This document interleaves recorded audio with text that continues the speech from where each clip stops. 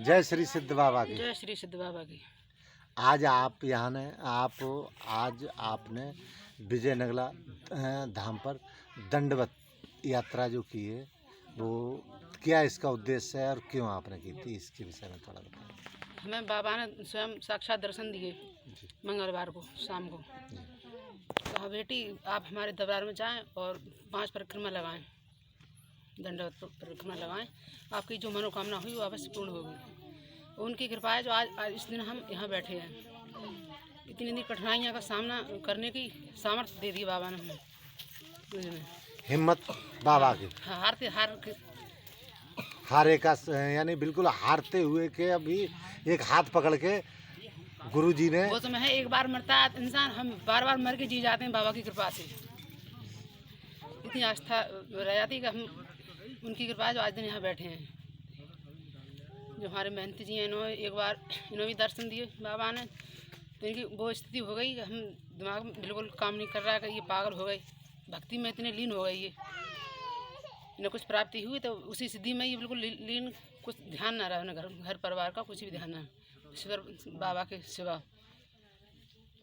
जो कुछ है वो सब उनकी कृपा है।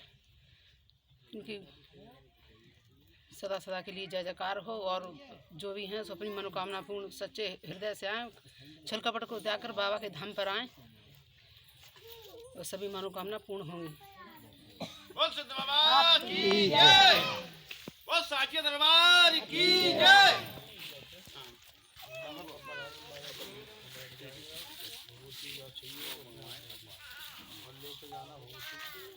श्री सिद्ध बाबा की।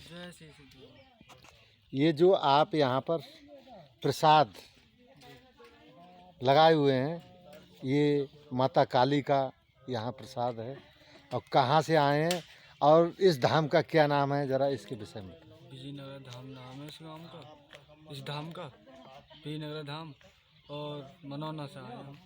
तो यहाँ पर हर सोमवार के लिए आप इसी तरीका से माता का प्रसाद यहाँ पर भक्तों के लिए जी उपलब्ध रहेगा। जी हर सोमवार।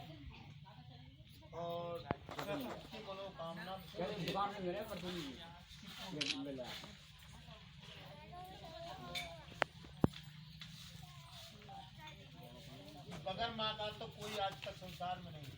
कलयुग महाराज, कलकी महाराज जो कहते थे कि अवतार होगा, बहुत से लोग उनका हो चुका है, किसी को पता है? जी वीडियो बना लो, मैं आज हकीकत पता तो है, कह दिया कि कुंवारी कन्या होंगे कलंकित, कभी भगवान अवतार नहीं लेता। 22 जून को प्राण प्रतिष्ठा होने के पश्चात काली मूर्ति ही क्यों रखी गई? रामचंद्र जी की, वही कलकी महाराज है, उनका सम्मान करें, सारा कुछ। देखो ऐसे गोस्वामी तुलसीदास अपनी पत्नी के वियोग में पागल थे, लेकिन उन्होंने भगवान की उन्होंने अपनी माता गुरु पत्नी को गुरु माना था।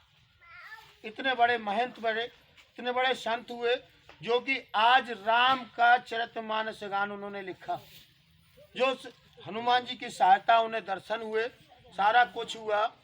और जैसे कि उनकी माता तुलसी थी, वह ज्ञान प्राप्त होने के पश्चात जब मुगलिय शासन था, बहुत समय मुगलिय शासन था, उस समय सनातन का अंत होने जा रहा था, उन्होंने सनातन की बड़ाई की थी।